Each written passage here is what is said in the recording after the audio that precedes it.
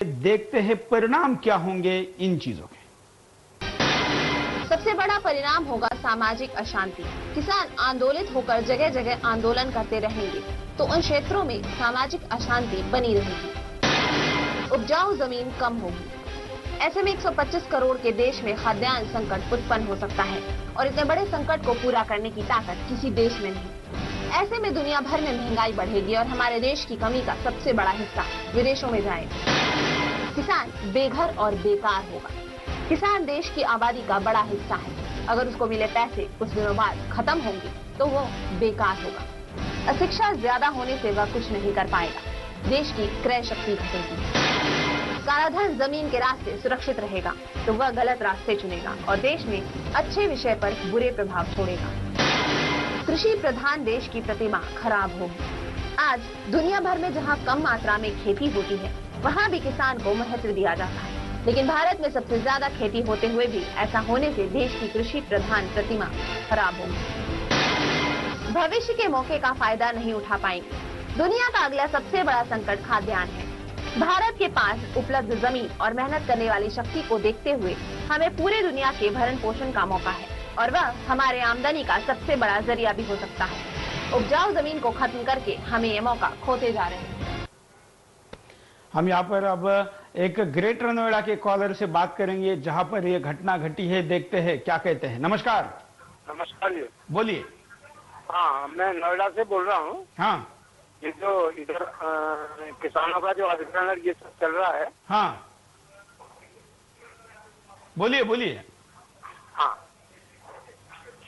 Hello. हाँ, नमस्कार भाई साहब। हाँ, आप बोलते रहिए। किसान आदमी हूँ। हाँ हाँ, मैं भी एक किसान आदमी हूँ। हाँ। और इसमें ये क्या है कि ये जो अभी भत्ता पार्सल का जो मसला चल रहा है और यहाँ से आगरा चला और ये जो चल रहा है किसानों का अधिग्रहण। हाँ, इसमें भट्टा पार्सल में जो हमारी जमीनें थी वो सरकार ने साल पहले ही लेकर के और उसके पैसे ले लिए। हाँ। हम लोगों को जो मुआवजा दिया जा रहा है वो अब दिया जा रहा है और 350 रुपए से लगा करके 850 रुपए वर्ग मीटर का मुआवजा दिया जा रहा है। मतलब जो ज्यादा से ज्यादा अमाउंट है वो 850 है, कुछ लोगों को तो 350 ही दिया है। हाँ जी, 350 से लगा करके 850 रुपए तक दिया जा रहा है। अगर हम 100 का प्लॉट 150 गज का प्लॉट लेने के लिए नोएडा या कहीं दूसरी जगह जाते हैं तो 20 से 25 लाख रुपए देने पड़ते हैं और दूसरी की जमीन चली जाती है उस प्लॉट की। बिल्कुल। हमने कहा भाई हमें अगर विकास करते हो तो हमें पानी सड़क बिजली दीजिए खेती के लिए, लेकिन वो चीज हमें नहीं दी जा रही है और हमसे ये हमारी खेती को छीन करके और ये बड़े बिल्डर्स को दिया जा रहा है और इस सरकार बड़ा मुनाफा कमा रही है। बिल्कुल। क्या ये बिल्डर और सरकार की भी कोई मिली भगत आपको दिखती है इसमें? हाँ जी, इसमें बिल्डर और सरकार की मिली भगत है। वो मोटा मुनाफा कमाते हैं और हमारी जमीन को जबरदस्ती छीनना है। ये सब चल रहा है सब। अब जो हंगामा चल रहा है इसीलिए चल रहा है। उसमें कोई तेबतिया किसी को कोई बहका रहा है और ना और कोई दूसरा किसी को बहका रहा है। कागज बड़ा भाई। बिल्कुल, धन्यवाद।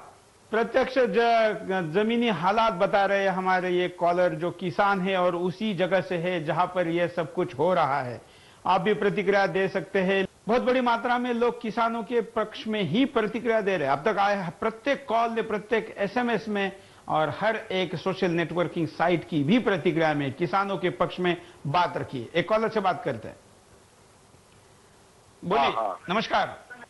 नमस्कार। हाँ बोलिए, क्या कहना चाहते हैं आप? मैं तो कहना चाहता हूँ किसान जो फसल पकाते हैं उसी के ऊपर तो पूरी दुनिया चलती है। बिल्कुल बराबर है। हाँ, अगर किसान उनके हक के लिए कुछ मांग रहे हैं हाँ, तो उनके ऊपर तो गोलीबार ये वो करना नहीं चाहिए। बिल्कुल बिल्कुल सही है ना? बिल्कुल सही है। ये राजनीति की जो लोग जो है राजनीति के, हाँ, उनको पहले रोड के ऊपर लाना चाहिए, उनको पहले फटके मारना चाहिए। ये सरकार और ये राजनीति ये किसानों को ऊपर आने नहीं देते। बिल्कुल समझ में आया क्या? बिल्कुल, धन्यवाद। सरकार के प्रति रोष व्यक्त हो रहा है। अगले कॉलर से भी बात करते हैं। लोग आज बहुत बड़ी मात्रा में इस अशोक कुमार बोल रहा हूँ। बोलिए अशोक जी। हाँ, मैं ये कहना चाहता हूँ कि सरकार किसानों के साथ कितना सौदा लगा करती, इसका एक उदाहरण ये है कि कर्मचारियों को तो साल में एक इंक्रीमेंट 3% की हुआ, 2 बार डीए बढ़ोतरी दी जाती महंगाई की। बिल्कुल।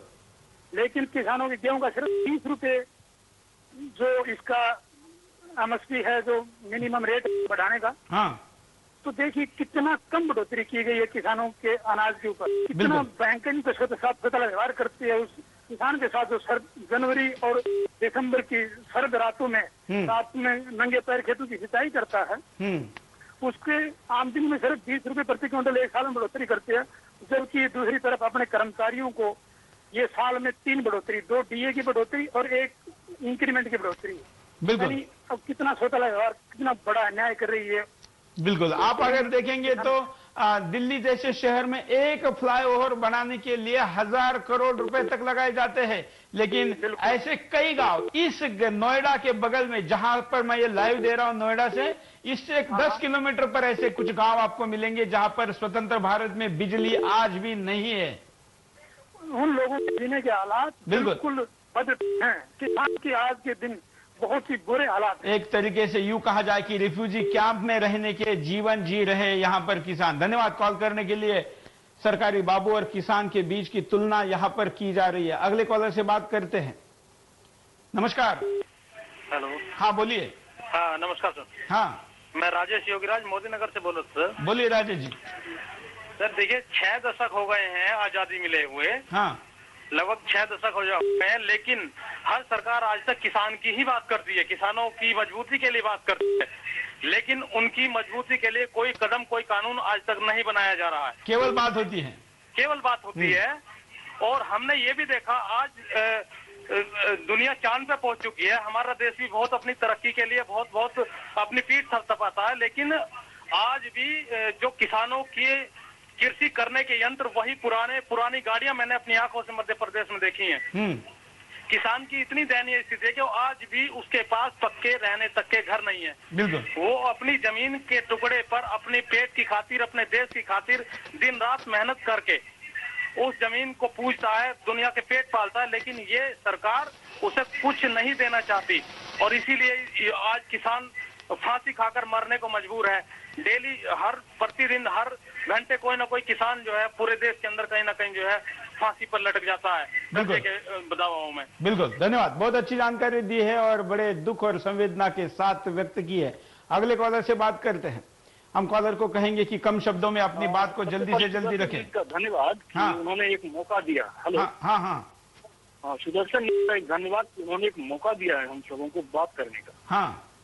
उसके बाद सबसे बड़ी बात है कि कोई भी समस्या होती है तो उसका बैठ के लोग समाधान निकालते हैं। ऐसा नहीं कि वास्तविकता तो ये है कि मायावती सरकार तो अपने बर्थडे मनाने में व्यस्त है, उसके लिए उनको पास समय है, उसके लिए उनके अधिकारी जो है वो झंडा वाइट में लगे रहते, लेकिन इनके लिए नहीं कि बैठ कोई समस्या का समाधान निकाले। किसानों को खामखा ये उच्चार रहे। बिल्कुल बिल्कुल सही कह रहे आप। धन्यवाद। किसान केवल मांग करे कि मुख्यमंत्री से बात करे, लेकिन मुख्यमंत्री सुनने को तैयार नहीं है। मुख्यमंत्री के पास टाइम नहीं है। एमएमएस देखते हैं यहां पर क्या कहता है। आपके पास हम लेकर आ रहे एमएमएस, आप भी भेज सकते हैं ऐसे एमएमएस। देखते हैं क्या प्रतिक्रिया। जहां तक मेरा मानना है, भारत में अभी तानाशाही खत्म नहीं हुई है और मौजूदा हालात को देखते हुए लगता है कि ना ही कभी तानाशाही खत्म होगी।